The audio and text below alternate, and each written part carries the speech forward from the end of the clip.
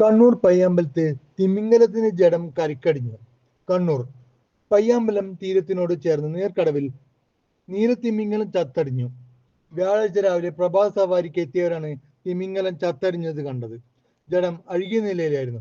വനംവകുപ്പ് ഉദ്യോഗസ്ഥർ സ്ഥലത്തെത്തി പരിശോധന നടത്തി. അഴുകിയ നിലയിലായതിനാൽ പ്രദേശത്ത് ദുർഗന്ധം വമിക്കുന്നുണ്ട്.